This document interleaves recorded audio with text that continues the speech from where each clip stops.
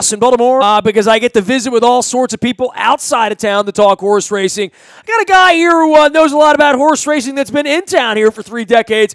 He's at BaltimoreRavens.com and trying to disseminate all of this Flacco, Lamar Jackson, and Hayden Hurst and where the Ravens are while mixing in a pretty passionate love and history of Oriole baseball as that thing falls apart here in a Preakness week. John Eisenberg joins us here from BaltimoreRavens.com. You can find him out at Be More Eisenberg. He is also working on a book on the early history of football owners and football as we know it here in the modern era. And, of course, his book on the streak and Cal Ripken. And, by the way, I had Steve Garvey on a couple weeks ago and thought of you, John Eisenberg, because anytime I think of baseball streaks now, I think of, 3 or 4 people. Gehrig, Ripken, Garvey, and you, I guess. But welcome in. Where were you when the Ravens started trading draft picks away and said, we're going to go take a quarterback on 32? Because I was catnapping after Hayden Hurst, foolishly, literally knowing better, but I went to sleep on Ozzie Newsome. Yeah. That was, well, no, I was working that night. I was at the castle, and I was 350 words into a column. That's where I was. And so it was a little bit like the old Baltimore Sundays. Rip it up. Right. Hold the presses. We got a chaser. We got a better story brewing.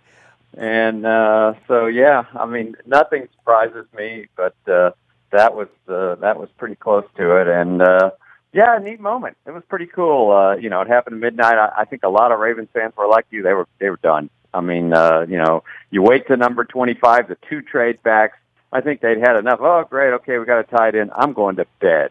And so a lot of people did think that. So mine wasn't optional, John. I mean, it literally, I had the laptop out on my lap, my cell phone next to me, the WNST texter going on, my wife's asleep, the cat's asleep, and I'm just when it was over with, I just sort of nodded off on the 29th pick. I mean, it was late. It was 11, not by most standards, but I was just tired, and I thought, I didn't need to be glued to it and, brew coffee or anything, but I woke up literally as he was crossing the stage. And I woke up, and the purple bird was there, and I think the text went off. I think Luke had sent the WNST text at 11:42, which is kind of against the rules of our text service. We usually don't do that late. And it just shook everything up, and I'm like, oh, my goodness, boy, there's going to be a lot of meat on the bone in the morning on this, and we're going to be talking about this for years, right? And I've talked to, everybody and anybody that I can about it in every way I can, but I keep going back to this. Every team in the league passed on this kid. The Ravens didn't think he was the franchise quarterback at 16 or 22 or 25, or they would have taken him. So I do think there's an experimental part about this that maybe the outside media and maybe the fan base, that if they sold it to them, the fans would say, oh, yeah, sure, that's why I used the number 1 pick. But I don't think they're anywhere near handing the keys to this offense to Lamar Jackson at this point. I don't think so at all. He's young. I mean, he was a great college player and all that, but he's 21. He was that rookie camp they had. He was the second youngest guy there. So he's got some growing up to do still and some developing, and everybody has said that, including Lamar. So, no, I mean, I don't know how it's going to play out and how they're going to put him to use. He's an incredible player, and, he is the first, as I wrote the next day, I said, I think what the Ravens have suffered from a lack of lately is players that people will pay to come and see, and they just get excited about. That's part of the reason the calculus, why the complicated calculus, why those seats were empty last year, that was part of it, I think. And I think now here's a guy that they're going to want to see. So this is the best thing about it. And, I don't know how and how long it will take or what's going on, but just the possibility of it and finding a package to use him in or anything, I think has got people jazzed up. And I think in that regard, I think it's good for everybody around here. It was good for the whole football scene. Well, if at the end of the year he scored 6 or 8 or 10 touchdowns and is touching the ball, Joe Flacco wouldn't think that's such a bad draft pick at that point if it's helping the team win games. And if he's better than having a running back or a tight end or a wide receiver as far as getting the ball in his hands. But look, I've talked to the people in Louisville. He went to he's talked to everyone. I think the whole notion of him lining up at wide receiver, he's going to bristle at that. And on a professional level and getting paid to be a part of the team, when a 5th or 6th round draft pick says, no, I'm a linebacker, coach, and coach says, no, meet Rosberg. He coaches special teams over there. You don't say, well, coach, I'm a linebacker. I'm a safety. I'm not a gunner. I mean, that's not the way the NFL works. I don't think.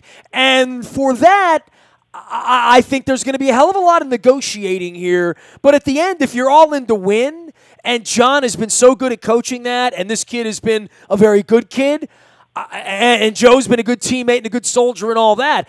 But there's a lot to sell here, John, and I think from a Kardashian perspective, the real quarterbacks of Baltimore or whatever, the fans sort of want something here, and I don't know that these personalities are going to give it to them, but where does all this end? It ends on the field against Buffalo in September, and everything between now and then is probably this kid running around and throwing the football around a lot in August, right? Yeah, I mean, where it ends. I think any outcome is possible. He could be. What if Joe is just not good? If Joe's not good, well, they may hand the keys to his car. To the offensive room. I don't think that's likely. I think it's a very unlikely scenario. But is it impossible? No. Well, they weren't going to do that for the kid from Richmond had they drafted him, right? Like that wouldn't have ever been in the conversation that there's somebody here to take Joe's place. And they sort of like that a little bit to put a fire under Joe, that Joe has always responded to that, right? Literally. Yeah, no doubt.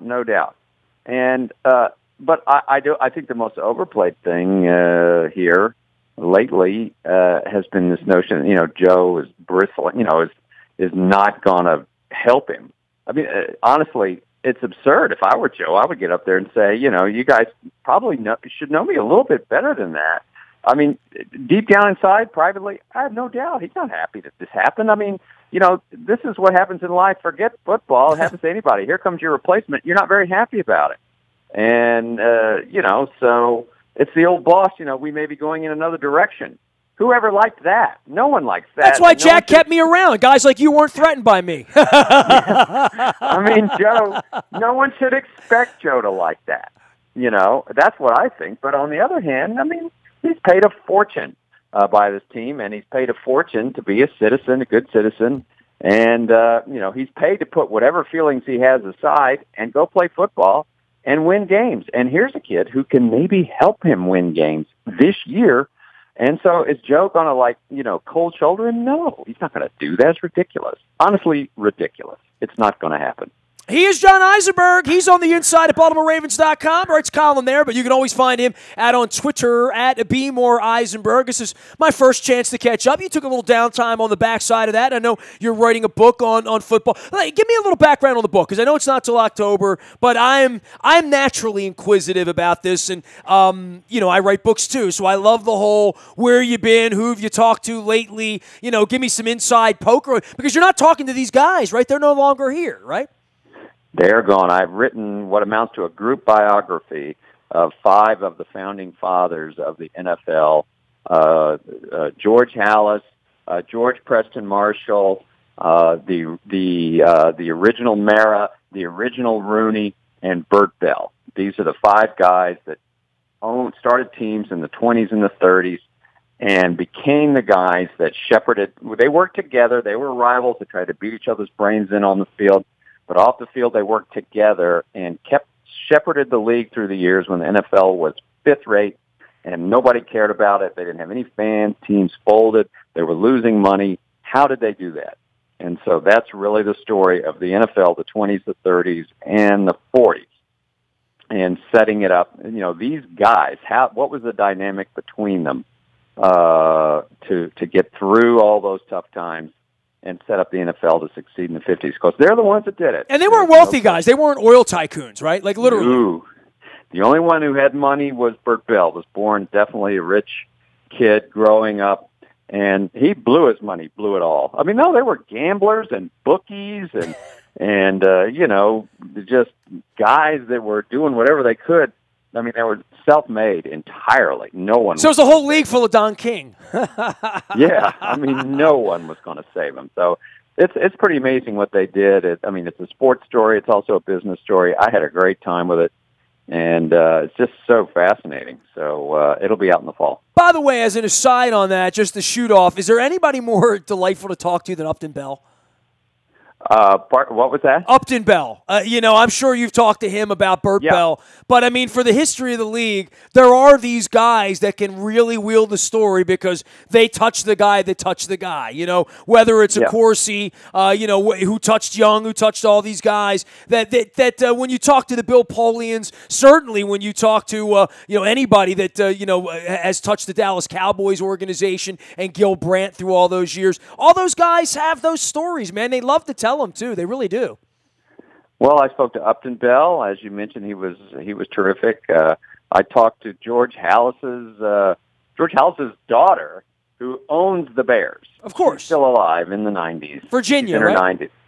Virginia, and her sons are running the team, and so I talked to them. I talked to the Rooneys. I actually talked to Dan Rooney before he died, and Art Rooney Jr., who was Dan Rooney fired. As a personnel guy back in the 70s, or I guess it was in the 80s. So, I talked to all the descendants. John Mara, who's running the Giants now, was the grandson of Tim Mara.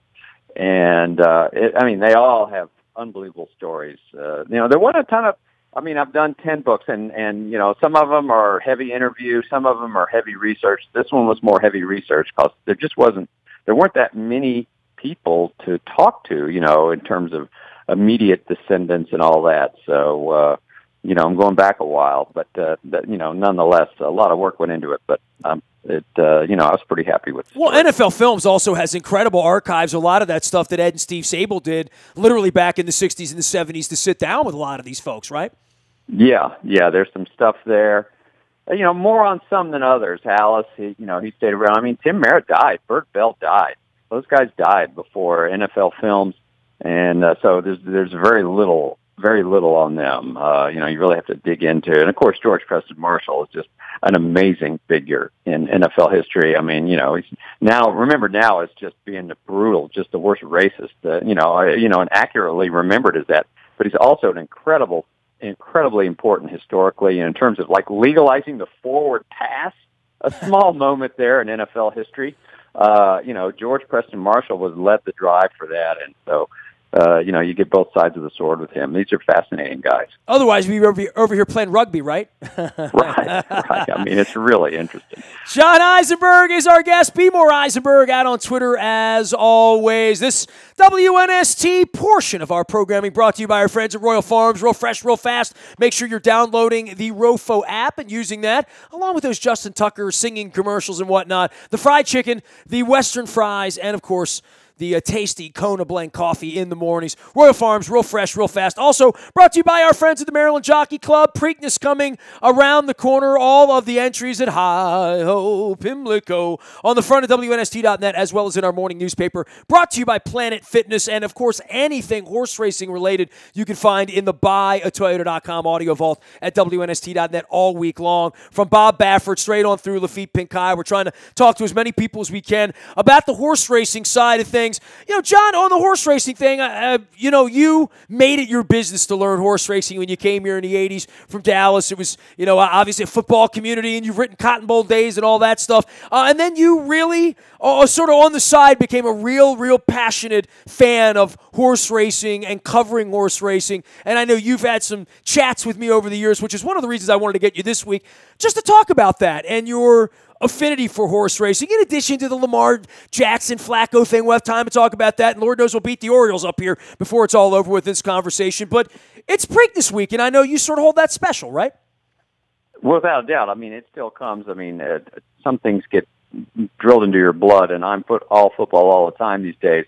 But when it's Preakness week, I can't believe I'm not going out to Pimlico to be there at 7 o'clock in the morning and dodge them. When they're dodge all the workouts and all the whatever they're doing with those horses over there. I do love it. It's very interesting. What I loved about it, Marty Kaiser sent me to the Kentucky Derby my first year in 1985, and I just loved it. It was just so great storytelling. Did you know anything about it? Could you read a form in 1985? No.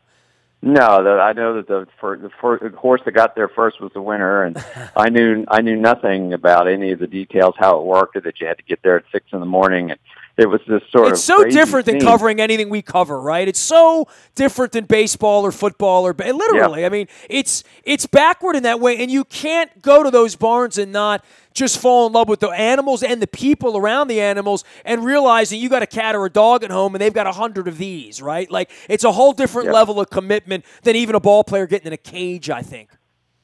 Yeah, and I was scared to death to make a mistake. I mean, it's just such a time-honored I'd watched the races growing up like a lot of people, and all the history and tradition. I knew a little bit about it, and Dale Austin of the Baltimore Sun was the turf rider, and he carried me around and basically showed me the ropes, and I owe him a lot.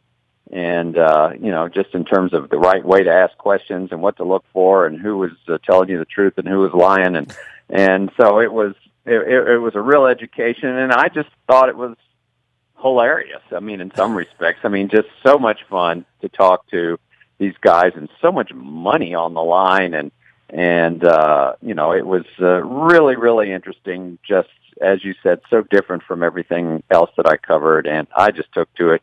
You could not go out to that racetrack and not come out without some sort of crazy story that you'd never written before. So, for me as a storytelling guy, it was fertile ground. Well, we got Bob Baffert coming in this week, and I think we always wonder about the future of the Preakness and what's going to happen. I was down at Laurel 2 weeks ago for the Kentucky Derby. Had a beautiful day. By the way, they really fixed that place up. And now the New Jersey gambling thing happens on Monday afternoon. And, we're moving into a different world, aren't we? With football, with fantasy football, and I'm about to go on a tear this summer with, the Orioles and where the future of the baseball franchise is, and whether we're going to have the Baltimore Orioles here when I'm 60 or 70, and whether we're going to have the Preakness here when I'm 60 or 70. And the Ravens last year kind of worried me, and Shad Khan buying, stadiums in London, and thinking to myself, well, the Chargers, the Jaguars, and what other two teams are going to form a division over there in Frankfurt and these other places where these owners are going to take these sports. So I do worry about all that, but the Preakness first and foremost was our Super Bowl. It's always been our Super Bowl. You've been to the Derby. You know what kind of a thing it is there. And I think they're trying here, but you don't roll out of bed here reading the form, maybe like you did in 1955. And for that, and I don't think you roll out of bed knowing sabermetrics here as a baseball fan or even caring much about baseball in the way that you and I once knew it a generation ago. And horse racing is one of those things that would be very easy for them to lift the thing, move it around, take it to Gulfstream, and that would really, really be a shame for us here. And the only way to make that not happen really is to support it, right? Well, I hope that's enough because, and understand, I am off the racetrack now. I am just reading. Right. I am reading, like everybody else, the fine work of some of my former colleagues at the Sun, Charles Walker and Jeff Barker. And I do have opinions about it, though. And, it's this annual sort of, concern from the people, at Pimlico and the Maryland Jockey Club. I don't know how long we could do this. Our facility is outdated. And I get all that. And I don't think they want to move the Preakness. I don't think they want to. But they feel they're trapped. Why they're trapped, I'm not entirely sure because how many people did they have last year? 140,000? I think it was 140,000 at the Preakness. And so the support, that's unlike support they've ever had here. And they certainly didn't have it in the 80s and the 90s. These people have done a wonderful job of growing this event. It's huge. And yes, the facility is a dump and it's tough, but people here, they still do it. They support it. It's the tradition here. And if they move it to Gulfstream, or if they move it to Laurel for whatever reason, because the facility's nicer and they got more suites or whatever it is, they'll have half as many people. And I hope they're ready for that because there is no way they get the support anywhere else that they get here.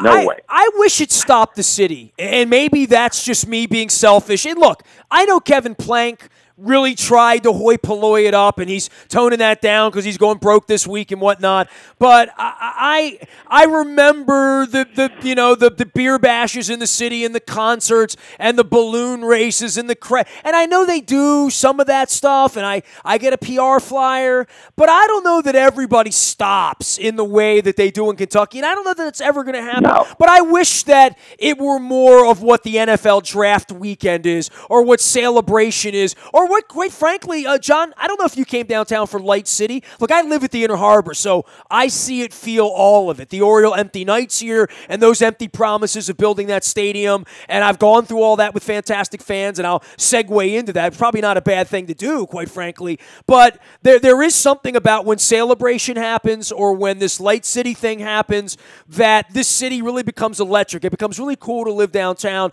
amidst all the problems, the crime. I'm down, riots, I got all that, but this is a good thing for Baltimore, and it's something that we can circle every year and make bigger and better. And I don't know why we brought a goofy road race in here to rip the streets up for 6 weeks when all you really need to do is make things we already have, like the Orioles and the Preakness, better. That's me running for mayor, John. Well, it would be nice for them to find a way to make the Preakness better, and I'm not sure, but it's so complicated. I'm not sure how much money anyone's going to want to put into that facility over there in that part of town. Can they make it? Can they make it into a year-round facility or something that's worth the investment? I think is a real question, and so I understand that they're in a tough position there. Well, look, if St. Louis can lose the Rams and San Diego can lose the Chargers and Oakland can lose the Raiders, Baltimore can lose the Preakness, and I know there's no doubt about it. My dead body. I always said over my dead body, but I guess I'm dying because I do think it's possible that it could happen. They seem to be sort of laying the groundwork for it, and I guess it's possible. But I'm here to tell you they won't have near the crowd. It will not be the same, and it will be diminished. And so I would be very careful if I were them about making these threats and following through, because their product will not be what it was. Well, I think, they've come a long way since the running of the urinals, right, for what the infield represents. And back in my heyday when I had some fun, there are pictures somewhere. Please don't post them on the internet. The thing is still incredible, and this week we come in with, yet again, a whole stable full of stories, and Bob Baffert squarely in the center of this. And for that Derby and that sort of weather condition, for that horse to come through the way it did, it's going to make me stick around on Saturday because it looks like a special horse. Yeah, well, it'd be nice to hear those horsemen say something along those lines. You know what? They can't do that. They're beholden to their owners, but it would not be nice to hear Baffert and those guys along the line stick up for it and say, I know if they're talking about moving this race, that would be a major mistake. It would be nice, these are the people with a little bit of power in this situation. It would be nice to hear that. Sure. Year after year, there's something great. Baffert's back again with a great horse. It's like a great horse. So, he's going to get the royal treatment here. Baffert loves coming here. He is outspoken in saying that. It would be nice for him to sort of take a stance on this thing. All right, now we get to the Orioles. 3-2. Just go ahead. I mean, what is there to say? But I will say that it certainly, with everything in my mind, when I think what will the Orioles do, I think what would Peter do, and quite frankly, I've been pretty accurate at that for 25 years. I mean, we haven't been real far off in predicting the old man, even though it's nothing you and I would do or anybody sensible would do. But now, sort of all bets are off, right, on all of this and what's going to become of this mess. Well, there's just so many moving parts that you can't see. The person who's going to be making decisions if they decide to trade guys and rebuild his team, rebuild a farm system, which I think most people would be down with. The guy that would be pulling the trigger on those moves in the next few weeks or months, who very possibly will not be here next year. So that is where, you've worked yourself into that situation. It is not a good one. And so there's nothing to do but cover your eyes and think, oh my God, what are they going to get out of this? So it's one of your darker periods, no question. Good news is the Caps might win the Stanley Cup. I just said that, John. The Caps might win the Stanley Cup. Yeah. Isn't that nice? There are some Cap fans around here, that's for sure. Well, I'm leading the charge, so we're trying to have some fun around here and shake this the doldrums of the Orioles start off. But certainly the Ravens have shaken things up, and there'll be a lot of conversation about that. I'm looking forward to all of your camp columns next month on the Ravens and their mini camp coming up in the next couple of weeks. John, take care of yourself. We'll be following you out there on Twitter. I know you're working hard on the football book. Do you have a working title on that book yet? The League. The League. Okay. Sounds like The Office. That's good. It's going to be very easy for me to remember, though. Like The Streak, right? The Streak, The League, yes. It's like The Who, The Stones, The Cars. That's right. John, take care of yourself. Always appreciate the time, pal. All right, my pleasure. One of my mentors and friends, John Eisenberg, out at BMore Eisenberg on Twitter, as well as always at BaltimoreRavens.com, and suffering the Orioles and loving him some horse racing this week, as we all are. All of our Preakness coverage in the BuyAToyota.com audio vault all week long. Go there. Check it out. Also on our YouTube WNSTV channel and our Facebook Live. You can email me anytime, nasty@WNST.net. Don't forget the Baltimore Brigade. I got my hat going on here. They're back after it next Friday down at the Royal Farms Arena taking on Ron Jaworski's Philadelphia Soul. And I missed Bon Jovi the other night, so I'm a little bummed about that as well. But you can only do so many trips to D.C. for hockey and Tampa for hockey and the racetrack and the alibi breakfast and trying to get around here. I'm getting circles under the eyes, but it's very, very gratifying. The audience is big. Appreciate everybody out there reading, throwing me a note, going on our road trip.